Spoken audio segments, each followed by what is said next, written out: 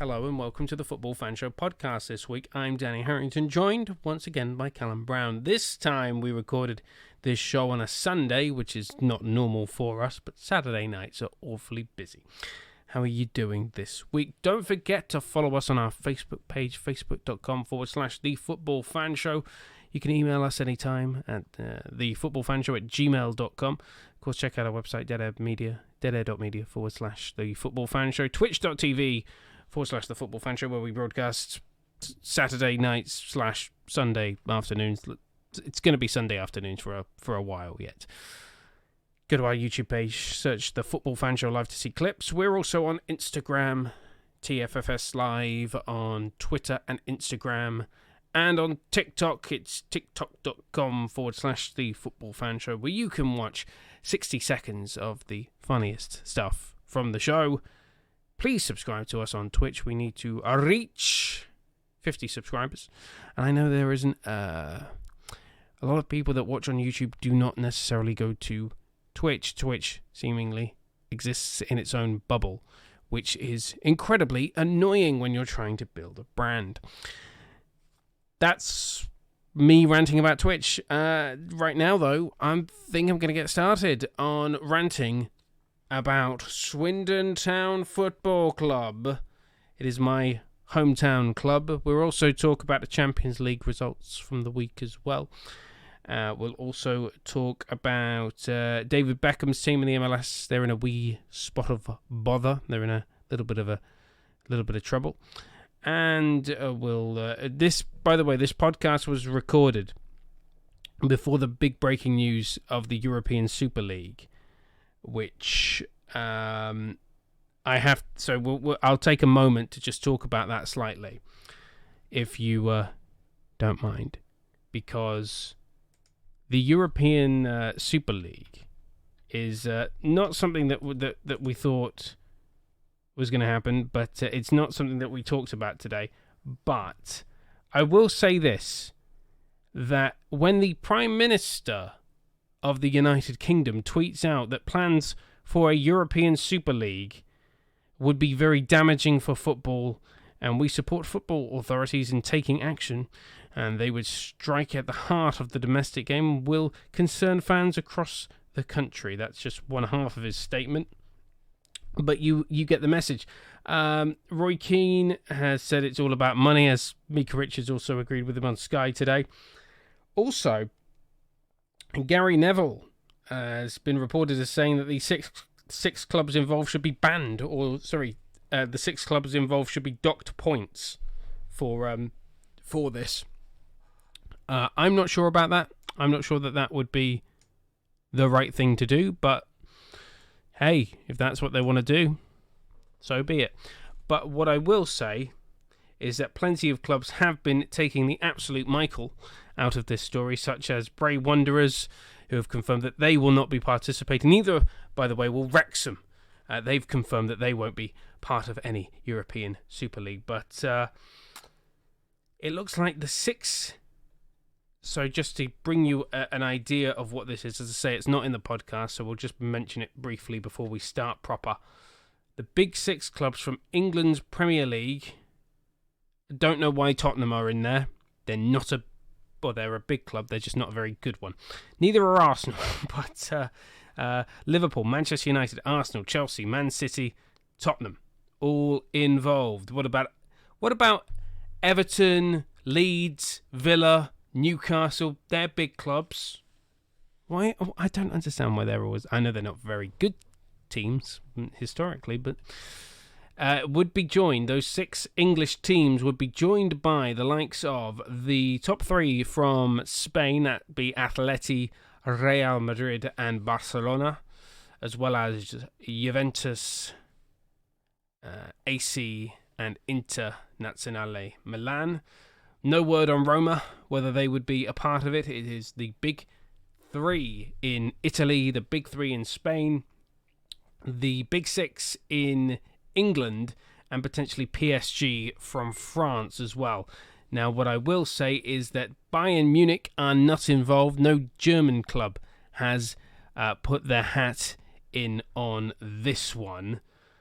But it looks like, well, the footballing authorities have already come out and say the Premier League cannot support the Super League concept. This is, of course, ahead of the Champions League reform, which unfortunately we don't go into in the podcast because we did run out of time, but we will cover it the following week.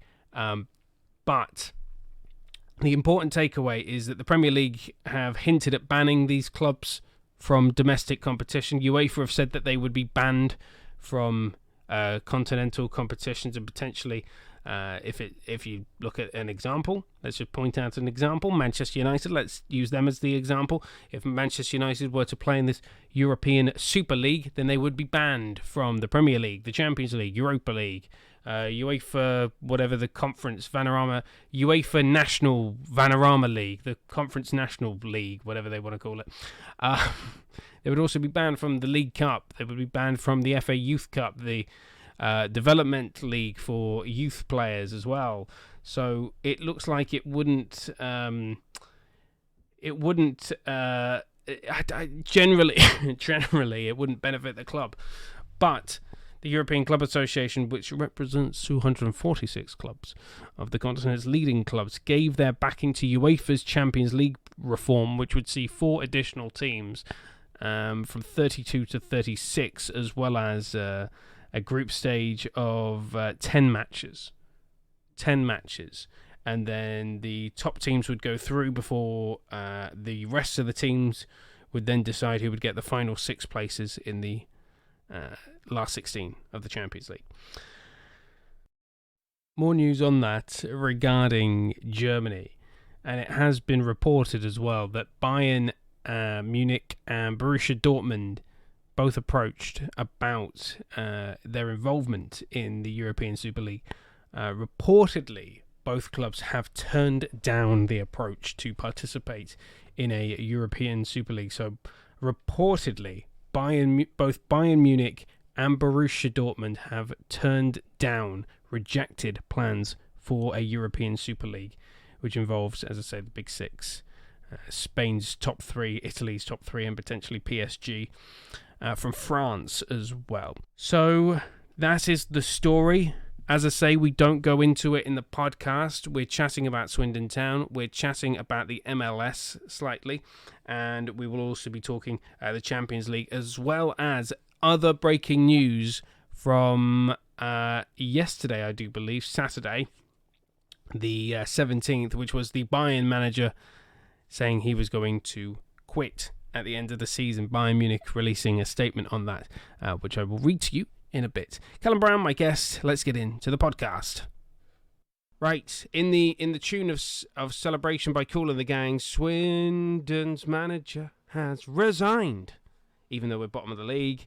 Thank you, John Sheridan, you absolute crap manager, and you should not, hopefully, get work again. You can be consigned to the managerial dustbin. I thought you were a poor appointment anyway. Turns out his assistant manager is taking over until the end of the season, a.k.a. down, down, we're going down. Status quo.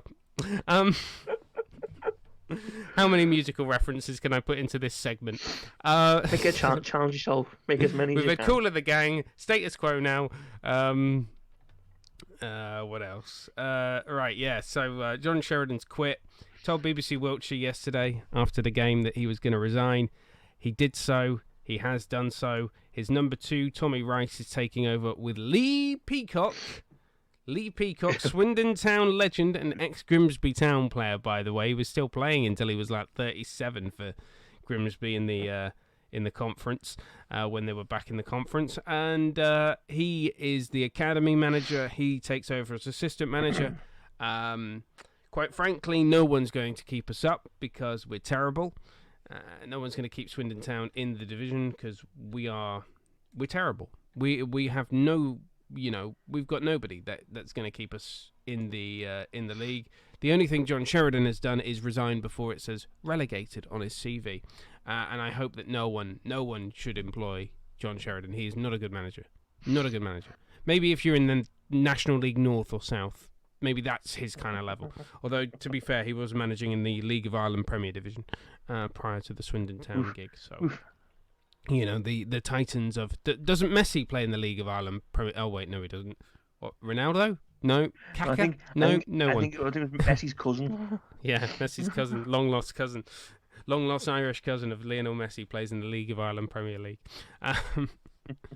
But yes, he has quit. He told BBC Wiltshire he planned to resign yesterday. The club have now... his contract was due to expire in the summer. Knowing Lee Power, he would have given him a 1-year extension. He'd be like, you've been relegated, but I don't want to spend money, so here's a 1-year extension. Yeah, here you go, pal. You've done a good job. He took over for Richie Wellens in November when Wellens left for Salford. How did that work out, Richie? Not very well. But assistant manager Tommy Wright taking over until the end of the season, and the academy head of coaching, Lee Peacock, is the assistant manager. Right, that's done.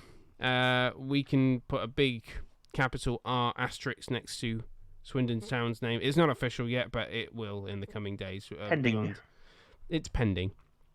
Beyond a minor miracle. And if Tommy Wright can pull off the minor miracle, give him a 5-year contract and Premier League wages. It ain't gonna happen.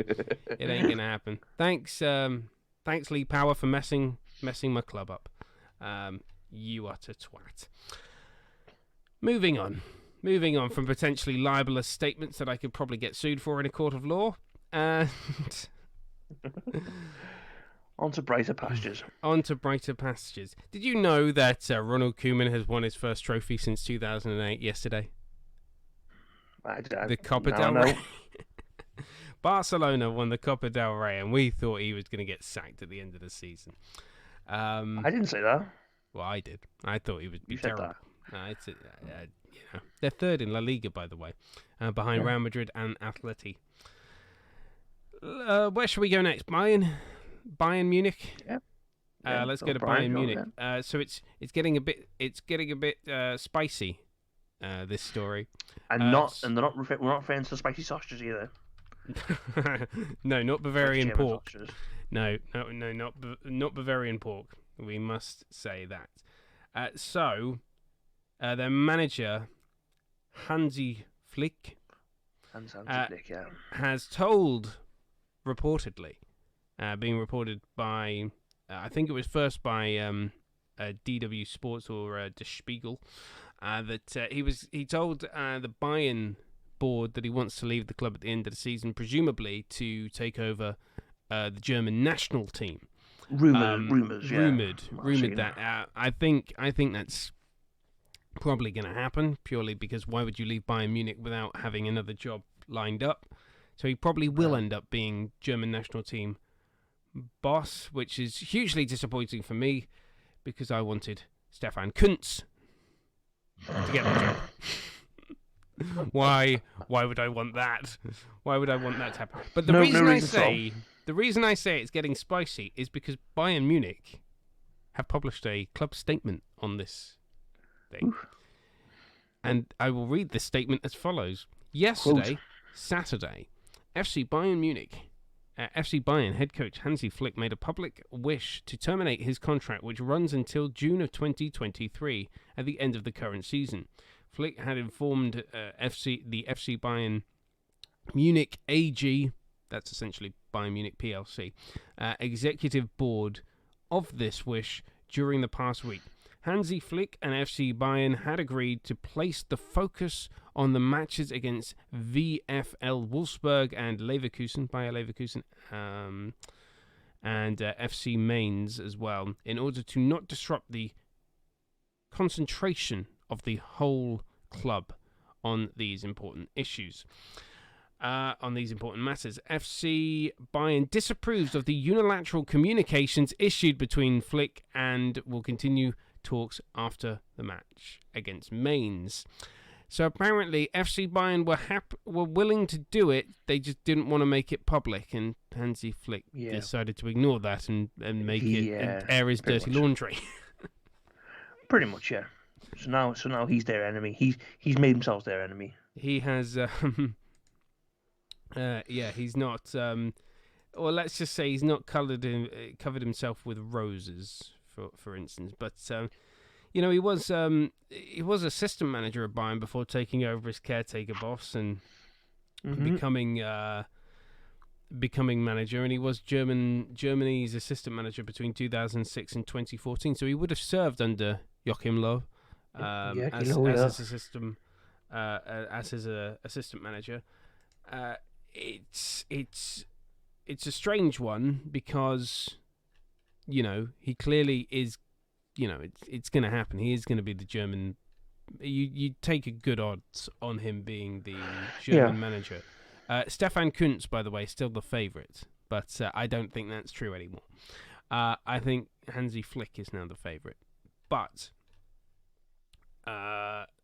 with him potentially leaving Bayern, who, I ask, will take over? Who will take over? And I immediately said, because I'm a sensationalist idiot, how about Jurgen Klopp? Go rescue him. No. He would never, ever, I don't think he would. Ever. I mean, it's the easiest job. It might just be the easiest job in football, the Bayern job. Doesn't matter. Purely because you've got a great team, and really, who else is going to challenge you in the Bundesliga? Okay, Dortmund pop up every now and again. Now... No. So the modern challenger to Dortmund to Bayern is Dortmund, and they pop up every now and again. Well, you've got a couple of teams who challenge you. But they never really challenge. It's just RB Leipzig. I mean, Leipzig, yeah, okay. Got Bayer Leverkusen, Borussia Mönchengladbach.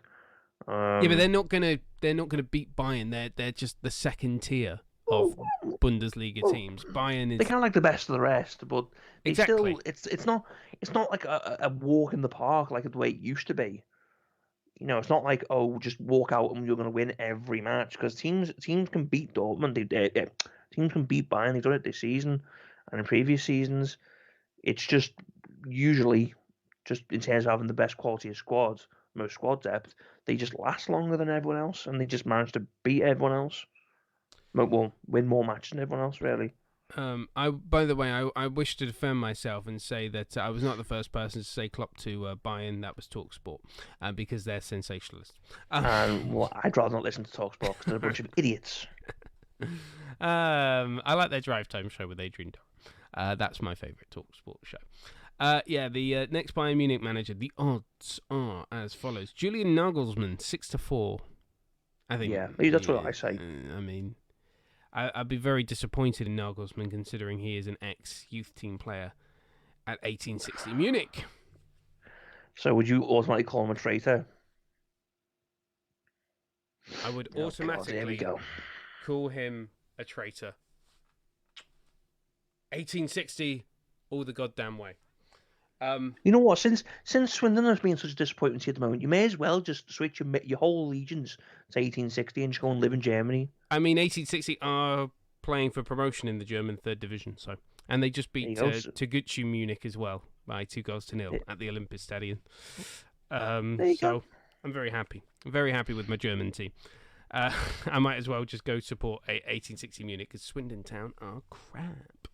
Nagelsmann is 6-4 on Jurgen Klopp's 11-4. Don't see it happening, to be honest. Massimiliano Allegri is 4-1. 6-1 is Joachim Löw. Can you see Jurgi leaving the German team to take over at Bayern? He has an appalling, by the way, club management record, so I just don't see it. That's what I mean. When was that time managed a club level? 2003, I think. Yeah, like football's changed so much. As we discussed before, there's a difference between managing your country and managing a team, a club level. No, I don't see him. He managed Austria Vienna in 2003, 2004. That was the last time he managed a club. But his club management career is not donned with glory and trophy and silverware. So it was actually quite surprising that how successful he's been as a German national team boss. But then again, as we say, club management and national team management is incredibly different. Eric Ten Hag, 3-1. And Ajax boss. yep. And then Ralf Rangnick, who's the current, who was He's at RB Leipzig's like. he was RB Leipzig boss, wasn't he? Yeah, but now isn't he like a technical advisor, or he works on the board or something for RB Leipzig? I think. I know he was their manager. I can't remember. No, he's not. He's not anywhere. He's available at the moment. I don't think he's a manager anymore. He's available. He's available for the job. Is he? He's 10-1. So yeah, that's that. That's what's happening there. And I don't see Jurgen Klopp leaving Liverpool. But you know, if a contract with us, yeah. I always dislike when managers go, you know what? There's a good job over here. I think I might just take it. When they're already managing, I consider that incredibly disrespectful to Bayern and the job that he's done. So, you know, we'll see what happens. But the Munich board have expressed their utter disappointment in regards to Hansi Flick and the. I mean, to be honest, I am a little bit surprised that he decides he wants to go now, because when he first took full charge, like caretaker manager and then full-time manager, he won 5 trophies in a year, and then suddenly, he goes out to Champions League one time at the quarter-final stage, and it's like, oh, I'm done, I want to go now. I mean, I will say he did just achieve everything that he set out to achieve in his first season. He won 5 trophies in a year. In 2020, he won 5 trophies in the whole year, and then suddenly the next season there's one setback, and it's just like, oh, I'm done now. I want to go. It's like, I mean, he's kind of done everything already. Well, I mean, what's the point? The thing is, if it was a case, in my opinion, if it was a case of, he just wants to like achieve everything he could and then go out on a high, why didn't he just leave at the end of last season after he won the Champions League? I mean, he could have. After he won the domestic the treble. Yeah. After he won the treble, why didn't he just leave then? If it was just a case of, I've won everything that I can, I'm going to go out on a high. He's gone out after his first failure. Yeah, and they lost. Such a defeatist attitude. PSG as well. Let's talk about the Champions League then, and hopefully. Don't spontaneously combust. Yes. Yeah, you see my head just going smoke, just like leaking smoke out. Yeah, smoke coming out, steam coming out the ears, like in Popeye or something like that. Yeah. Let's to save the day. Let's start with Chelsea, who lost 1-0 at home, by the way, to Porto on Tuesday. They won obviously the first leg 2-0 away, so they go through on the away goal rules. By the way, we'll get to the Champions League's new format hopefully a little bit later if we have the time, but it's not a priority. Porto 1, Chelsea 0. Chelsea are through. They're facing they're not facing Man City. They're facing Real Madrid in the semi-final. Yeah. We'll get to that one next. But you know, Chelsea, they face probably the easiest team in the quarterfinals. They were expected to get through against Porto. Do feel sorry for Porto because they are a good team. I'd like to have seen them done well, like Lyon last season. Lyon were the surprise team last season. So were Leipzig, to be fair. But Leipzig are, they've got better players and maybe a bigger budget than Lyon. But Lyon did very well last season. It's weird to only see PSG as the sole representative of France again. But Porto did very well. They'll be very happy with the quarterfinal appearance, and shame that they're out. But Chelsea are through. Nagelsmann wanting to win that Champions League that he couldn't win with PSG. Do you reckon they could? No, you're talking about Tuchel. Tuchel. Sorry. I mean, they're playing Real Madrid. I reckon they could honestly beat Real Madrid. But then it sets up. I mean, I reckon if they do get through, they're going to play City in the final. All English final. But then again, yesterday in the FA Cup, Chelsea proved he could beat City in a one-off match. So, who knows? Who knows? Dortmund won, Manchester City 2. It was a pretty much just a little point. Dortmund were robbed by the referee in both legs of this game this leg. I was going to say the this first leg ended 2-1 as well to City, so it was a 4-2 aggregate victory for Man City. Well, first leg, Dortmund were robbed a goal by Bellingham, robbed of a goal. Oh, I saw that. Yeah, when Bellingham scored, and because Ederson tried to start doing keep ups outside of his box, referee was disgustingly wrong there. And also second leg, pretty sure Dortmund were robbed of a clear wall penalty. So the only reason Man City are through. So Pep in his ballsy head can you really don't like Man City. Feel the hatred for Man City. They're a nothing club. I mean, they think the rivals to us. They're just not. They're the new kids on the block. Although they've been on that block for about over 10 years now. So they've been on that block since Mark Hughes left. Roberto Mancini took over, of course. I miss Roberto Mancini. Can I just say that? He is a manager that I greatly miss in the Premier League. I just miss Roberto Mancini. I want Roberto Mancini back. I'm trying to remember who he manages now. I have no idea who he manages. He managed Italy, didn't he? He managed... I remember he was linked with the Leicester job after Ranieri left, and I was like, yes! Yeah, he played for them for like 5 months whilst he was on loan there or something like that. And I'm like, yes, I want Roberto Mancini back in the Premier League. I like him. I don't care if he's a good manager or a bad manager. I just like him as a person. He's funny. He makes me laugh. He's great. Yeah. I like. Why does he make you laugh? Some of his kind of mannerisms, some of the way, some of the things he says to the press as well, just makes me. He's a bit of an erratic character. Yeah. I just love Robbie Mancini. He's a good Robbie. You're gonna go for right, Robbie. He's a good egg. He's a good egg. Is our Robbie Mancini? He's a good one. He's a good one. He's a good one. I like him.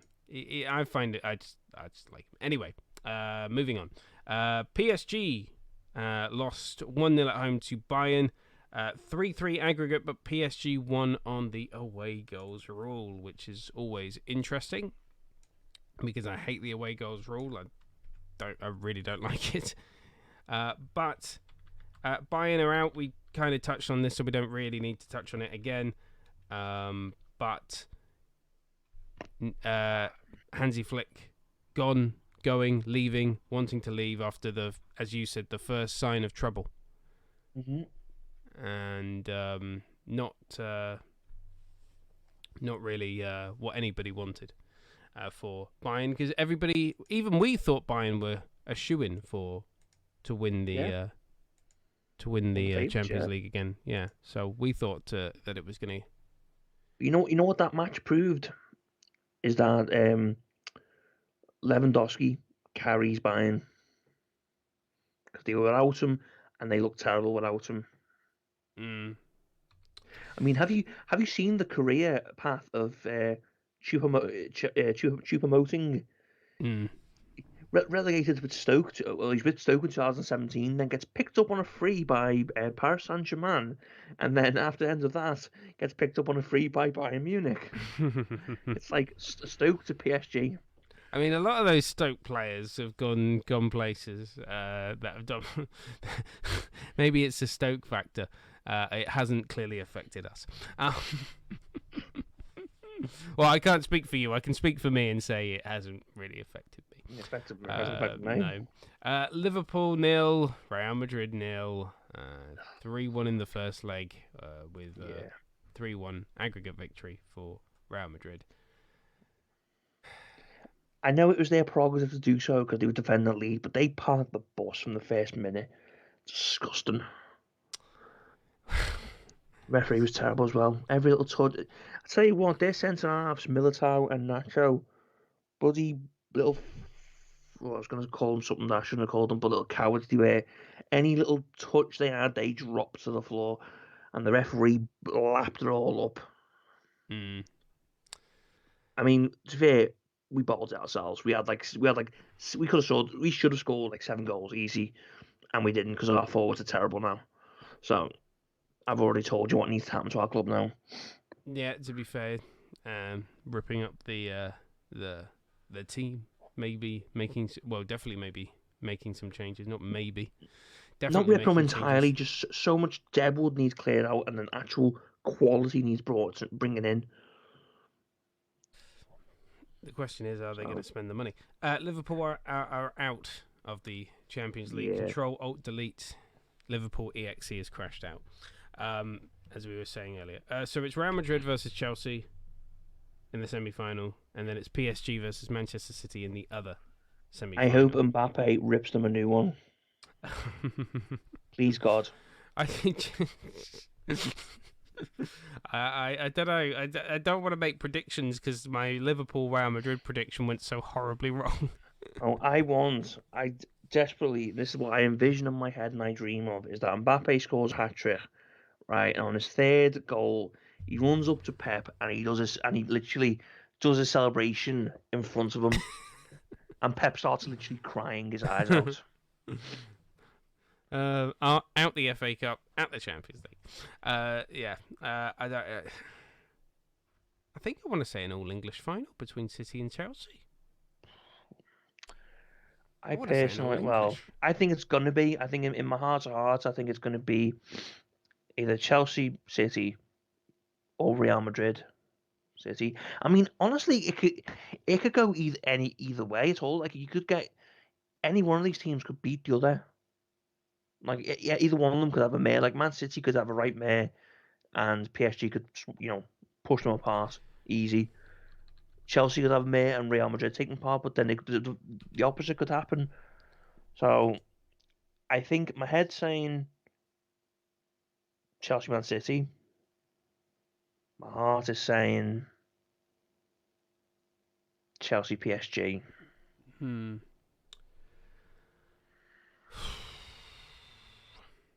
It's interesting though. That's the Because is surefire my thing. thinking. My thinking is I want PSG to win it. Not that I have any special love for PSG. I want PSG to win it. I want Mbappe to go on a high, and then while he's feeling good, we just slink in there and pick him up nice and cheap for us. I don't. I, That's my. I can. I don't think the nice and cheap bit is going to happen. Well, maybe not, but cheaper than what he would have been because he only got a year left on his contract. That's true. That is true. Let's quickly go to League Two and talk about a managerial departure very quickly. And that's Forest Green Rovers have sacked Mark Cooper, and they were promotion chasing. By the way, as Mark Cooper is a former Swindon Town manager, this is why I particularly wanted to talk about it. I think Mark Cooper is a very good manager. Even though I initially, so when he came in, he was the assistant manager of Kevin McDonald. Not a very Kevin McDonald replaced Paolo Di Canio. Not a very good manager. Very good coach.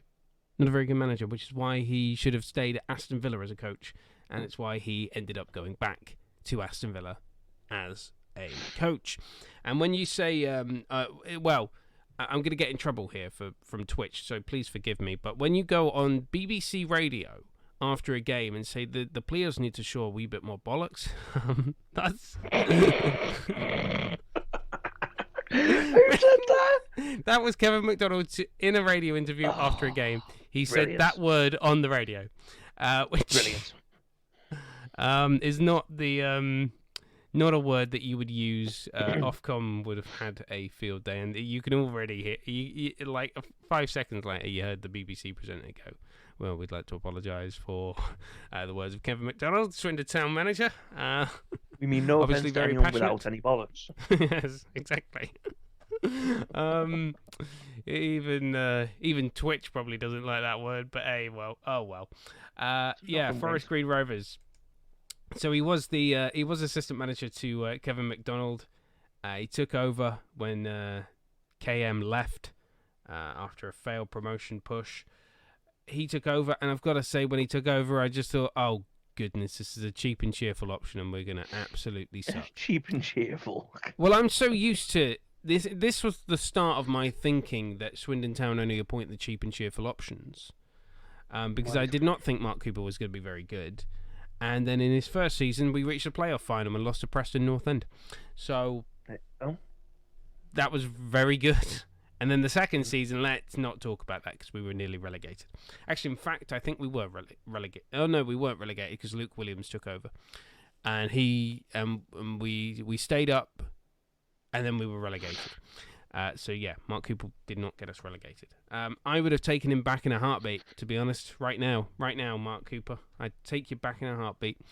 But yes, he went. So once he left Swindon, he went to Notts County for a bit. And then ended up at Forest Green Rovers from 2016 right up until 2021. So by the time he joined them, they were in the National League. And for those of you that don't know, Forest Green is essentially a village team. They play in Nailsworth in Gloucestershire, which is over... So I'm Swindon, they're just over the border in the Cotswolds. In Gloucestershire, they are a village team. They should not be a professional football club. They should not be a professional football club. It's too small a population to sustain that kind of professional club. When Gloucester City do not have a professional football club, I know they're a rugby town, but when they don't have a professional football club. I mean, Cheltenham Town have a professional football club, but Forest Green Rovers, yeah, they're a very small. They're from a very small area. They are 6th in League 2. They are chasing promotion to League 1. The thing is that despite being promotion contenders, they hadn't actually won, and they were looking at finishing in the top 3 and getting automatic promotion, but then shall we say a poor run of form saw them lose 2-1 to Walsall, 2-0 at home to Salford, 4-1 defeat to Bradford City, a 1-0 defeat at home to Bolton, a 0-0 draw against Mansfield, 1-0 to Cambridge United. Their last win before yesterday, and their caretaker manager one, was 13th of March. They won 2-1 with 10 men against Harrogate Town. So they spent the end of March and most of this month not winning, although they did get a draw against Mansfield. They did win yesterday, of course. They won 3-2 against Scunthorpe United. And I'm surprised. I'm surprised by Mark Cooper's sacking. I thought that was an odd decision. Considering where he's taken them from, and Forest Green should not be in the Football League in terms of their club stature, and the fact that they're fighting for promotion to League 1 is amazing. Obviously, you also have to factor in the Dale Vince equation, the guy behind Ecotricity, massive, very wealthy guy, and is essentially footing the bill for Forest Green Rovers. And by the way, vegan football club as well. They do not sell meat products at their ground. Fascinating. Forest Green, to be fair, Forest Green Rovers are a fascinating little club. They're doing something right if they're pushing from promotion. They have... I'm trying to find out who they've appointed as a... caretaker manager until the end of the season. They've got Jimmy Ball as interim manager until the end of the season. I'm surprised, as I say. I would have thought they would have at least kept Mark Cooper on until the end of the season, and if they hadn't got promoted or hadn't finished in the playoffs, then I would have understood. Maybe you don't renew his contract or you cut his contract short. Maybe that is what you want. But never forget that they started in the Stroud District League. Yep, the Stroud and District League. That's the greatest.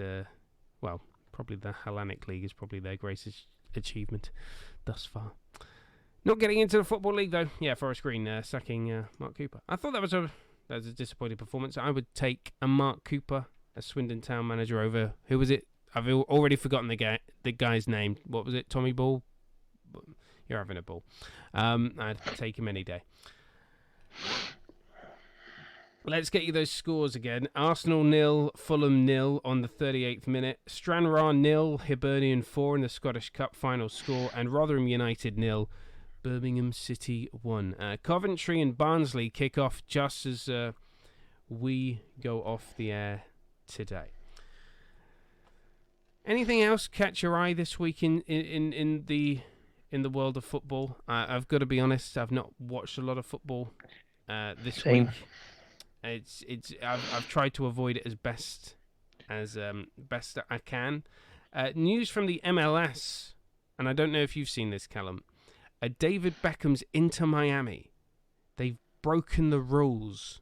They've broken MLS rules with the signing of French midfielder Blaise Matuidi from Juventus. Matuidi, because I can't say names that aren't English. What a racist. It's not. I'm just crap with names. I'm sorry. From Juventus last year, the MLS said he had been paid more than they were allowed, effectively giving them 4 of the. You've heard of the designated player rule or the Beckham rule. It was essentially a rule that they brought in to say a club can have. So they have a salary cap in the MLS. Yeah. That every club has to obey, and then they're allowed 3 designated players that are allowed to break that salary cap. So their wages aren't considered, with the club paying half the wage and then the league paying half the wage. So that's how you see players like Zlatan, Thierry Henry, David Beckham was the one that created the rule, because they created the rule specifically so they could bring Steven Gerrard, David Beckham into. They created it specifically so that they could bring David Beckham to the MLS. But yeah, the designated player rule, Inter Miami already have 3, and now they're claiming Matuidi. Well, he would have been their 4th designated player, which is against MLS rules. So they're having a look. What would even be the punishment for that? Well, potentially it would be a points deduction, a fine as well. And he may have to be sold back. Well, he may be available in the MLS draft. So any club just go in and pick him up. Any MLS club could potentially. I mean, that's probably unlikely to happen, purely because I was going to say, like, any thing is now Inter Miami are like the sort of the new hip and happening club for sort of forgotten players, well-known players who've kind of just reached past the peak now. Yeah. Blaise Matuidi's one of them. So he's not going to go anywhere else. He wants to go there because they were the new hip and happening thing. He's probably just going to go back to Europe and find a team. He's probably better doing that because he'll get paid more. I mean, I'd say go to China, but after last week's episode where we talked about the collapse of the Chinese Super League, probably not the best place to go. But potentially, fines, points deduction. I'm not a huge MLS watcher. I don't know about you. Do you watch Major League Soccer? Not heavily, but I do some. Oh, we've lost him. We've lost him. Check all the league or bottom the roundabout. We lost you there for a bit. Sorry. As far as I remember, they're not really the more sort of middle of the year Eastern Conference. I think. Yeah. They weren't really ever pushing for promotion, or well, not really promotion, but pushing for the top, or in danger of like relegation or anything. So I mean. They don't have relegation. I gotta be honest. They don't have relegation in the MLS, so they don't. No one's in danger. Bottom? You just finish bottom. That's how American sports works. Yeah, you just finish bottom. You just finish bottom. Laughed at. There's nothing. There's nothing. You finish bottom. It's then a compulsory laugh, a compulsory sort of lap of your own throughout your own home city, and the fans like compulsory thing to laugh at them as they drive by. Yeah, it's a bit weird coming from Europe, where relegation is a thing, to look at North American soccer and notice that Football. there isn't. It's Their soccer. football. Their football is overglorified Rugby. television of rugby. MLS does not have a relegation system. No, none of the American sports leagues do, because that's not how they operate. In fact, it might actually be a fairer system to not relegate anyone and just use the draft. Is there no sort of non-professional MLS like football league, like soccer leagues over there? Soccer, there's is it the National Soccer League or the National? It's the one New York Cosmos are a part of, and Landon Donovan's San Diego team. And I can't remember which one it is. What used to be called the North American Soccer League, the NASL. Well, of course, it's the North Americans. They're the only bloody country in the world that call it soccer. And Australia. Do they call it soccer? Do they in Australia? Well, they've got Aussie Rules, which is their version of football. Oh. By the way, you know how I take the mick out of American football being rugby for cowards, essentially? Yeah. I can't say the P word anymore, but pussycats. Rugby for pussycats. And yeah, if you've ever played Aussie Rules, I've got a story about that. I signed up to play once at school. I saw somebody that I knew be stretchered off with a broken arm. Yeah, and you thought, that looks like fun. I thought, I'm effed. Yeah, I am effed up for that. Yeah. Just completely effed up on that. Luckily, I did not break my arm or break any bones or anything. Although just scarred yourself for life.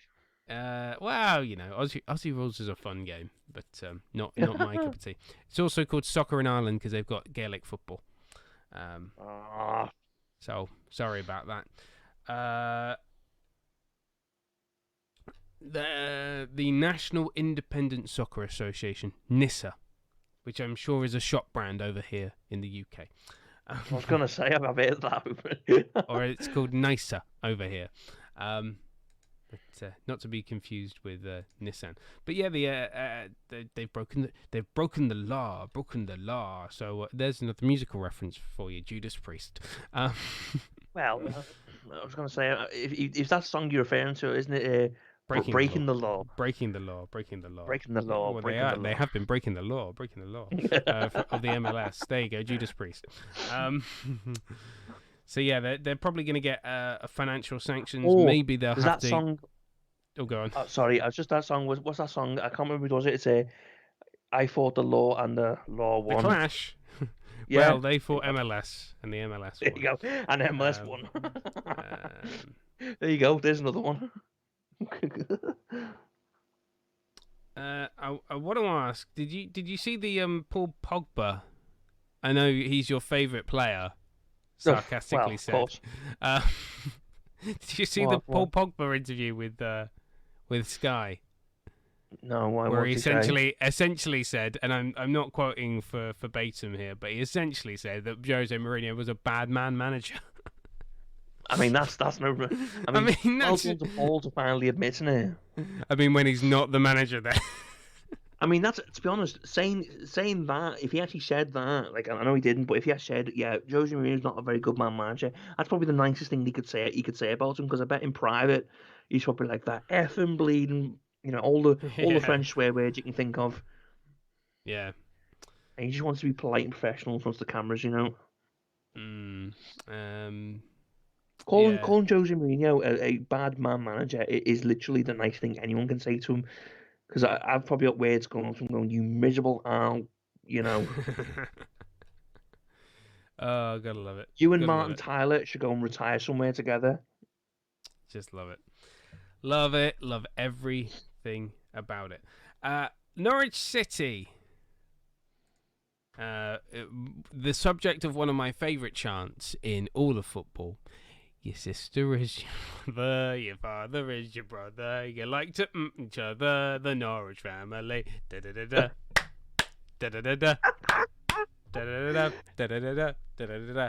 F Norwich, which is one of my favourite chants. By the way, you can also substitute Norwich for Ipswich as well. Also works. I think it probably fits Ipswich a bit more. And I'm sure somebody has sung that about Swindon Town as well. Although we're more chavs than inbred, I will say that. If you're going to come after Swindon, we're chavs, not inbreds. Are they not really linked together? No.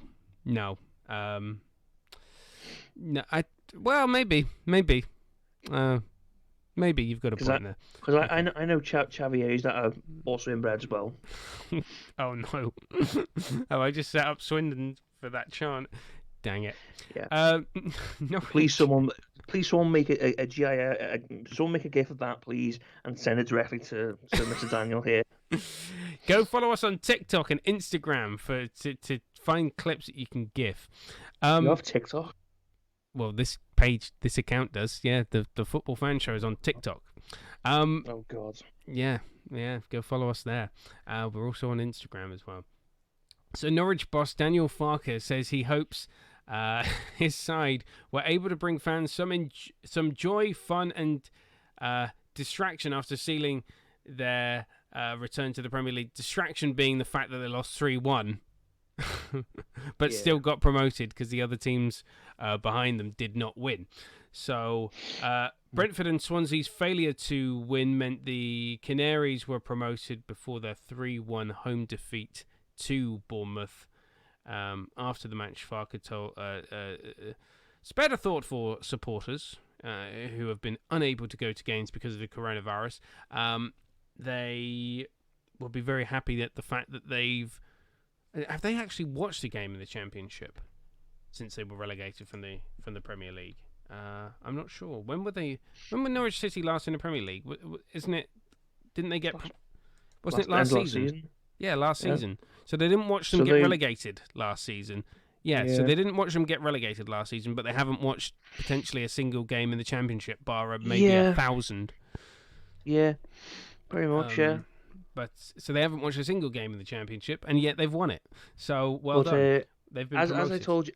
As I told you before, you do know what Norwich being promoted means. Go on. It's going to be return of their worst nightmare in the form of Bitey Mr. McBite Louis face. Well, a little bit of that as well, but he's going to come back with a bit of air. It's going to be. He's got the bit between his teeth when it comes to Norwich. Literally, yeah. Someone's put him like in a dog harness over his mouth. Yeah. He's going to chow down on some Norwich City goals. Norwich now 8 points clear at the top of the Championship ahead of Watford, and Brentford seem to have gone off the boil a little bit, and Swansea in third place. Norwich's instant return. I saw somebody on social media post that they were just getting ready for next season when Norwich eventually go right back down, and I don't want. How do I say this? A yo-yo club is always interesting. I remember West Brom in the 2000s. They were the yo-yo club. They still are, really. They still are a yo-yo club. They've never really gotten out of that cycle. Apart from that kind of middling part where they had Tony Pulis. Yeah, as their manager, and they had about 2 or 3 seasons. They finished regularly between 13th and 15th every season. You know, when they had about 2 or 3 years in the Premier League, and then they were relegated. Yeah, and now they're back to being a yo-yo club. I don't want to see. I like Norwich. I like them, but they have good fans. They have good fans, and Let's Be Avenue and all that. You make a very good atmosphere. Yeah, Let's Be Avenue. I must admit, last season's match where they beat Man City 3-2 was a very good match to watch. Yeah.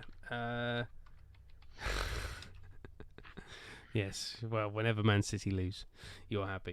That's always a good time. Yeah. Timu Puku, the Finnish striker. Pookie man, gotta catch 'em all. He's fantastic for them. Pokemon chant. He's a fantastic I love the fact that I googled him and it says his salary is €500,000 euros a week. Fuck me, no one's spending that. No, that's how bad the internet is. Don't believe everything you read. Yeah. Yeah. He's done well for Norwich this season. He's their top goal scorer.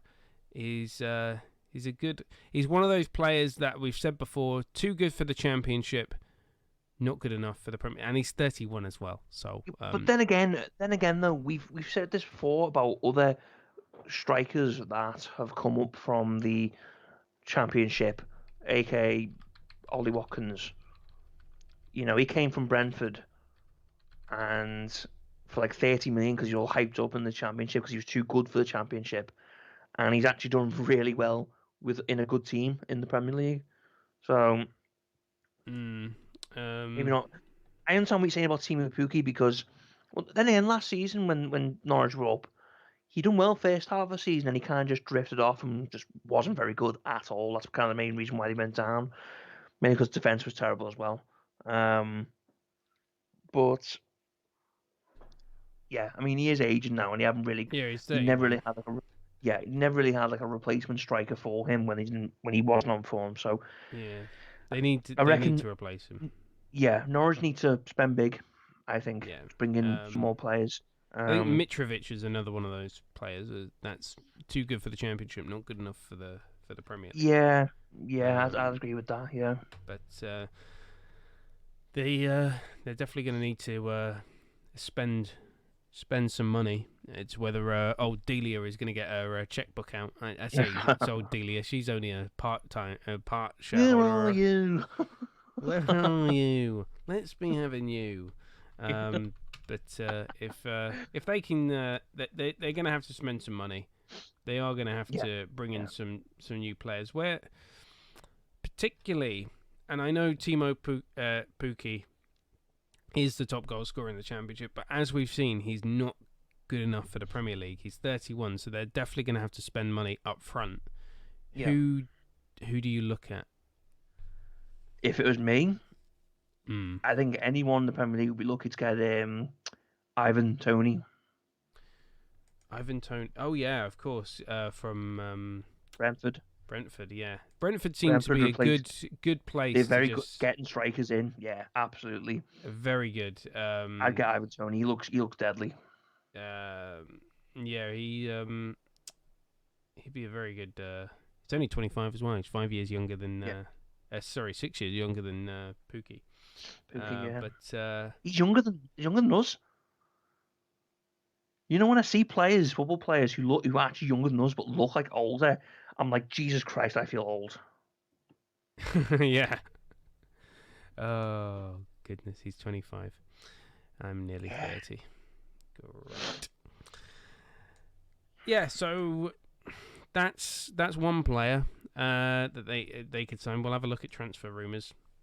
I mean, who else? I mean, you could say like Adam Armstrong if you're looking purely strikers from Blackburn.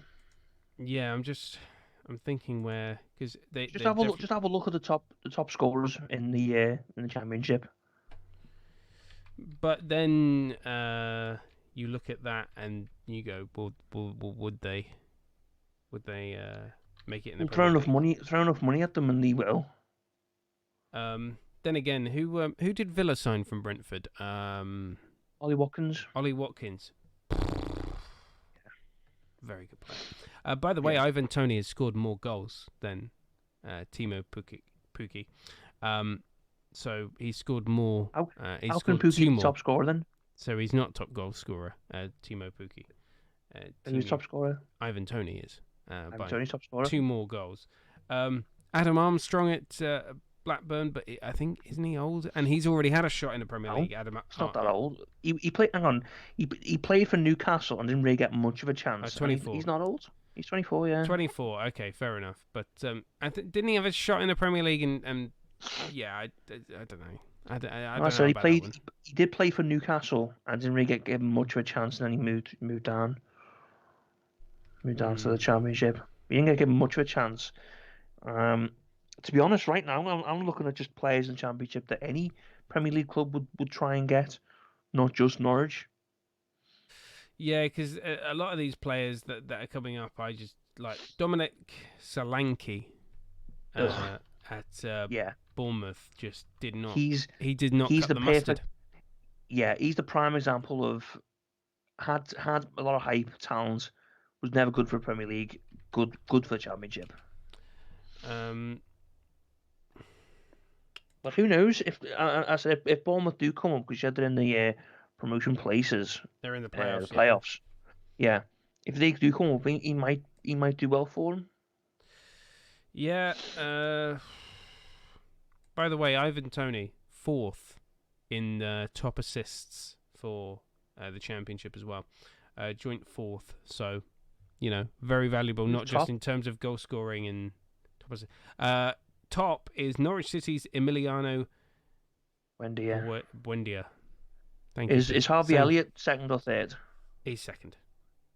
He's joint second with Cardiff City's Harry Wilson. Good lads. I mean, what I'm really happy about there. Harry Wilson is on loan right now from us. Harvey Elliott is on loan from us. Harvey Elliott just turned 18, and I can't wait. Fancy re-signing Rhian Brewster? Yeah, no thanks. No, thank you. You know what I love about that? We sold him for what, 20 million, 25 million, or whatever. And we don't with an option to buy him back in 3 years. I think when that comes, I think Sheffield United will be like, yeah, we didn't really give him a chance. Please buy him back, and we'll be like, no, no,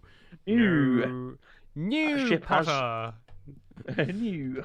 no Potter. Looking at the clubs that are inevitably going to go down from the Premier League, your Sheffield United's, West Brom and Fulham, who can be talent rated there for upcoming? I wouldn't necessarily say sign players that have been relegated from the Premier League, because that's not really a good business model if you're trying to stay in the Premier League. But I mean, who could be kept up? Who are the best players from those 3 teams that could do a job for the likes of Norwich City? Well, I mean, if you're looking at individual players, I would say for Sheffield United, their midfielder Sander Berger, or Berg, yeah, the Norwegian guy. You should say because he's only young and he looks good. Who else? So West Brom. I mean, you could say players like Matthias Pereira and that for West Brom. Fulham. I mean, I think Fulham's best players are all on loan. I think so. I mean, isn't you got their goalkeeper's brilliant? I think. Actually, Ariola's going to go back to PSG. Yeah, he's going to go back to PSG. He's going to be a big star in the future. He's going to be fantastic. He reminds me of you know how Fulham always seem to luck out with world-class goalkeepers, because remember they had Edwin van der Sar. Yeah. Before Edwin van der Sar was the best goalkeeper in the world, or one of the best at the very least. And Alfonso Areola, he's going to be one of the best goalkeepers in the world at some point. Alfonso Areola, he's only young still, but he's been around for years. He's a fabulous. He's 28. I remember he's 28. He's 28. I didn't realize that. He's 28. I didn't realize either. I thought he was much younger. Yeah, so did I. But then again, that's kind of, you're starting to get into prime age for a goalkeeper. That's not even prime years. Yeah, that's quite young for a goalkeeper. Yeah. What else? I mean, what's his name? Mario Lemina, isn't he on loan? I think from Southampton. I think. You've also got Loftus-Cheek as well, who's on loan from Chelsea. Yeah. Who else? Can't really think of anyone else. So, yeah, I don't think Fulham are worth talent rating, to be perfectly honest. Not really, no. Tony Khan, stop playing with your professional wrestlers and start investing in an actual team. Forget All Elite Wrestling, turn Fulham into All Elite Premier League. Why not? It's Double or Nothing, that's the name of one of your pay-per-views. Well, if you're going down, go down fighting. I feel sorry for Scott Parker though. Hopefully they'll keep. I think he deserves better. I think he deserves another chance to get them up next season. I think he did a miracle the first time round. I don't think they deserved to go up the first time round. I thought Brentford were the better team, But So, well, I thought Brentford were going to go up. I thought Brentford were very good. Brentford just bottled it in the match, and Yeah, then the Fulham match. were Yeah, able to get promoted. But Scott yeah, Parker's a very good manager, in my opinion. And the fact that yeah. they're 18th and not bottom of the league, they're not a Sheffield United, considering that their start to the I season, mean, when if even I if thought Sheffield United Fulham would be say terrible. if this was last season and Sheffield United were as good as they were last season, who would have been bottom? West Brom. Do you think West Yeah, Brom? yeah, West Brom. It would have been a toss-up between West Brom and Fulham. There's 2 points between them, and then Burnley would have been in the relegation zone. Burnley Burnley and 17th right Brighton now. and Newcastle. It would have made things a lot tighter because Fulham are on 26 points and are in 18th, and then Burnley are 17th on 33. So it would have made it a lot tighter because you got Brighton on 33, and then Newcastle on 35, and then Southampton on 36, and even Crystal Palace on 38. What's Southampton? Southampton. They've just been terrible. Yeah, they had a great start to the season, and then they just Yeah, collapsed. just ridiculous. Is this Ralph Hasenhüttl's last season? No. I mean, I don't really know who they'd get to replace him. I mean, they are in an FA Cup semi-final later on today, 6:30 BT Sport, if you want to watch that. But yeah, the loss, the 3-0 defeat to West Brom was appalling. That can only be described as an appalling result. Like they made Big Sam look like a good attacking manager. Yeah, he's never hit. No one has ever called Big Sam a good attacking manager. No, you are the first. Sounds like an oxymoron, doesn't it? Good attacking manager Sam Allardyce. Their 2-1 defeat to Brighton's not a good result considering they probably should be beating Brighton. Let's face it. But they've had some good results as well. Remember when they drew against Arsenal at the Emirates? They beat Aston Villa 4-3 in November. They beat Everton. They were the first. Weren't they the first team to beat Everton this season? So, can't remember. I can't remember that far back. But they did beat them 2-0. So yeah, they've had some good results. It's just the first half of the season they were so good, and then by they beat Liverpool in the 4th of January by a goal to nil. Yeah. I think by the 16th of January when they lost to Leicester away, and that's where it started to turn around because then they lost 3-1 to Arsenal, lost 1-0 at home to Villa, lost 9-0 to Manchester United, lost 3-2 to Newcastle. 2-1 to Wolves, drew 1-1 against Chelsea. That's not a bad result. Lost 3-0 to Leeds, so lost 1-0 to Everton. So I think that after they beat Liverpool by a goal to nil, they then that's when it started. Yeah. Once they beat you guys, that's when their form. Yeah, that's when they're. So you just missed them. I think beating you guys made them incredibly complacent because they're like, oh. Holy heck, if we can beat the champions, we can beat anybody. Turns out, no. But yeah, it started on the 16th of January, their poor run. And I say it's a poor run, but they have got the occasional win in there. But that 9-0 defeat to Manchester United is one that that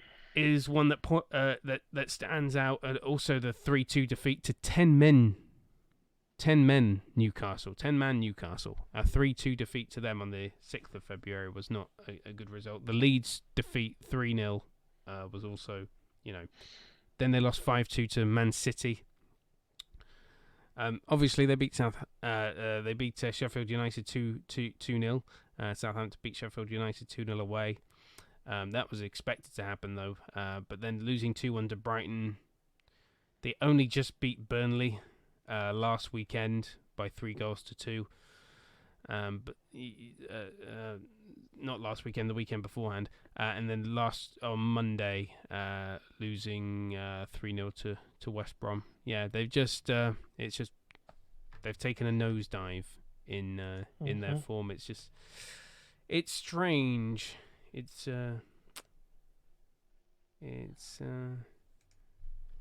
It's weird. Shall we have a look at some transfer rumours? Bit random, but okay. Because I'm sure many clubs are already... Well, the transfer window is not that far away.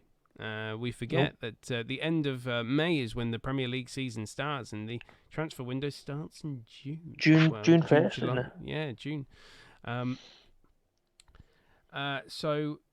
According to Football London, there is a growing belief at Tottenham that manager Jose Mourinho will not be with the club next season.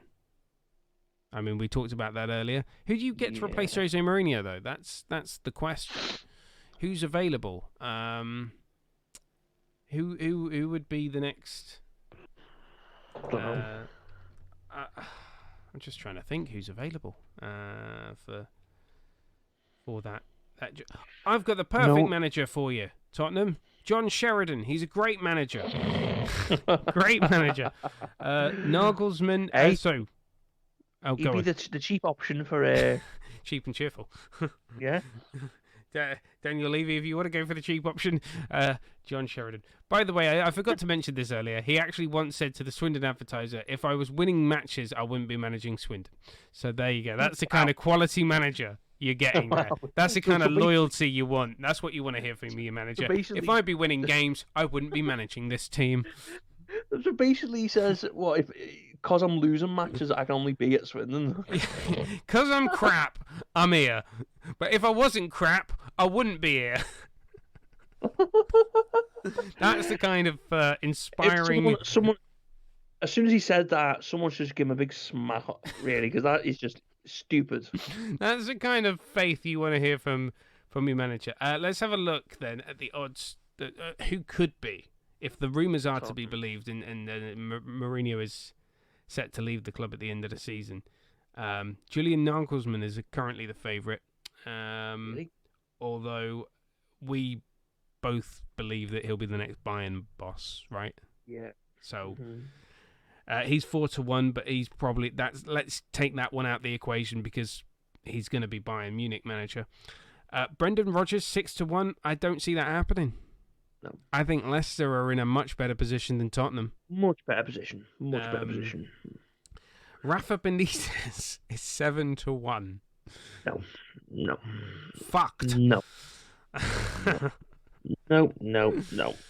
Nuno Espirito Santo, the Wolves manager, 8-1. No. Also, don't see that happening. Massimiliano Allegri is 10-1. Also, don't see that happening. Oh, do you see that happening? Well, I think he's probably more likely than the others that you've mentioned, who are technically, as according to rumours, more favourites. Yeah. So, I mean, he's available. I mean, he's got his pick. But would he manage Tottenham? No. That's my thought. No offence to Tottenham, but I'm just thinking the way you are now, would anyone want to manage you when you're probably going to lose your best player in Harry Kane to either Manchester City or Manchester United? The thing is that Jose Mourinho is right now trying to play defensive football, and he just does not have the players. He has Eric Dyer in defence. That says everything about it. It says his defence is dire. Literally. Hey. Yeah. There's just crickets chirping in the background for that one. More speed rolling through the streets, yeah. Yes. A tumbleweed. Just that joke is just so bad. Scott Parker is 10-1. No. Ex-Tottenham player. No, not going to happen. Although... No, not going to happen. I'd like to see it happen. It's not going to happen. He needs more space first. You don't want a Frank Lampard situation at Chelsea. Yeah, exactly. This one's also not happening. Diego Simeone is 10-1. Diego Simeone? Oh, Werder Bremen have just taken the lead against Borussia Dortmund. Oh, God. There you go. It's just popped up on the video printer, which you can see there, that way. It's just popped up on the video printer. It's 1-0 to Werder Bremen. 14 minutes gone. I don't see Diego Simeone. Why would he leave Atleti? Yeah, why would he leave Atleti? He's been there for nearly 10 years. He's been there for a decade. That's longevity. That's but to be fair, what Still a dickhead, though. were Atletico Madrid like before?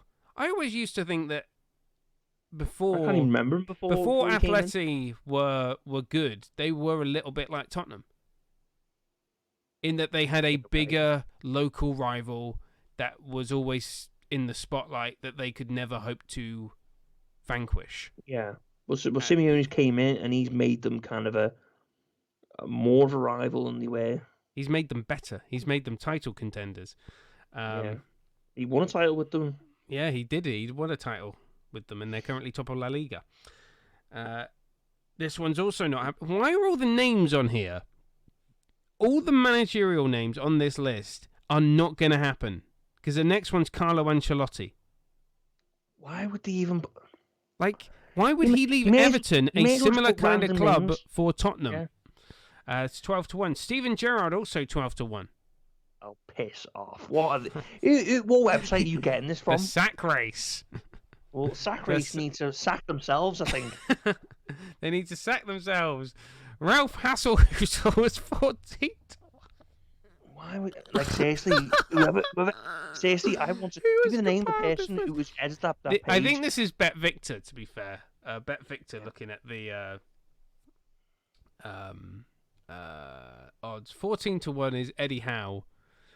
That's not a bad appointment, but he's the next Celtic manager. So you're stealing somebody else's manager. Here's a nice one. 16-1, Marcelo Bielsa. No, like... I could actually see that happening. I want to write a strongly worded letter of just utter disappointment to whoever wrote this article. Frank Lampard is 16-1. Love it. They're just picking random names at this point. They are. They're literally going. They've got a dartboard. They've got photos of football managers and gone. Yeah, I'm just gonna boom, throw. And whoever hits, right, I'm gonna put there. There we go. We've got it. When Chris Powell, the former Southend manager, is 25-1 for the Tottenham job.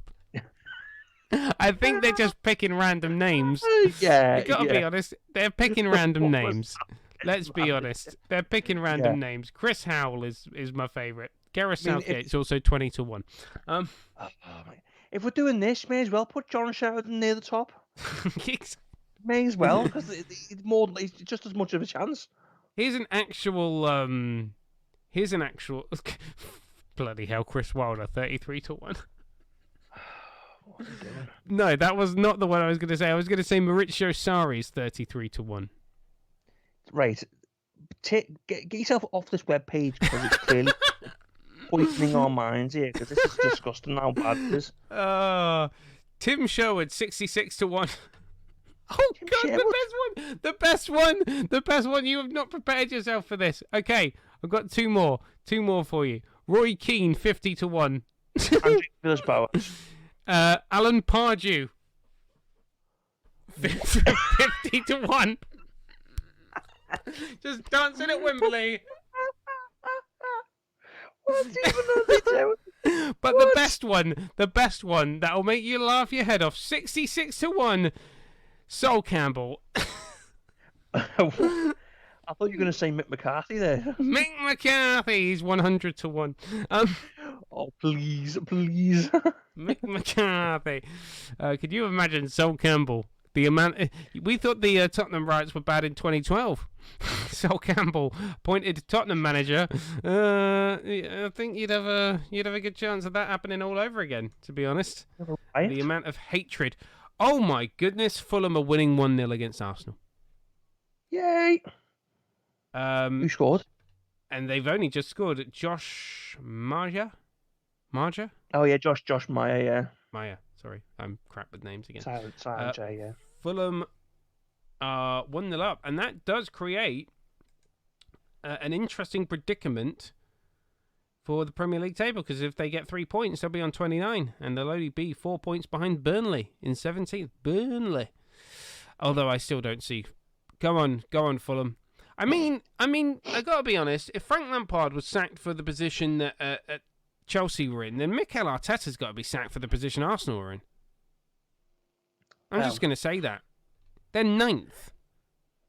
Well, you think so, but They're I think behind Tottenham and Everton. between 7th and 10th is kind of like their norm now, isn't it? So they're kind of thinking, well, this is what we expect it to be at. So, and they've got some kind of they're level on long-term points with plan with them. Leeds.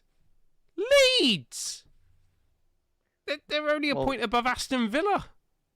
Talking about Leeds, we play them tomorrow night, so you know. Well, if Leeds beat you, then they go ahead of Arsenal. Well, that's not happening, is it? If Fulham beat them, but you know, I think if Frank Lampard's been sacked by Chelsea for where they were, and Chelsea were doing much better than Arsenal, I think Arteta's got to go. Well, I don't want him to go. I think he's a very good manager, but there's a difference between saying he should go and whether he will go. He probably should. He probably should. Yeah, he should. To be honest, he should have been sacked just after Christmas because they were like 15th. Yeah, it was. They were close to. They were like in a relegation struggle. Yeah, performances turned around. He managed to get them sort of crawl back up. But they're still doing. They're still not doing very well. I mean, they're in. What's it? The semi-finals of the Europa League. Yeah, I think. So that's probably the route back into the Champions League. Lol. Winning the bloody Europa League is and then finishing 9th. Yeah. Yeah, they have it's Manchester United, Roma, and Villarreal and Arsenal in the Europa League semi-final. So let's put money. I'm not a betting man. Gamble aware. Chelsea, Man City in the Champions League final. Manchester United, Arsenal. It's a London-Manchester Champions League final and a London-Manchester Europa League final. Come on. That'd be funny. Yeah, that would. If that happens and I don't put a bet on that was I the don't same. Gamble, It was very similar a couple of years ago as well because we played Tottenham Champions League and Chelsea beat Arsenal in the Europa League. Same year, 2 years ago. Yes, of course they did. Yes. Yeah. Of course they did. So it was Liverpool, London. Yeah. Manchester, London. I'm not even going to look, considering how bad the Tottenham odds on the next manager were. Massimiliano Allegri, 13-5 to be the next Arsenal manager. Brendan Rodgers 3-1 and Thomas Tuchel 3-1. Rafa Benitez 10-1. Not going to happen. Thomas Tuchel? Yeah, I know. This is with Paddy Power, by the way. I know exactly. Is that off the sack race again? Maybe. Oh, piss off! Piss off with that stupid website.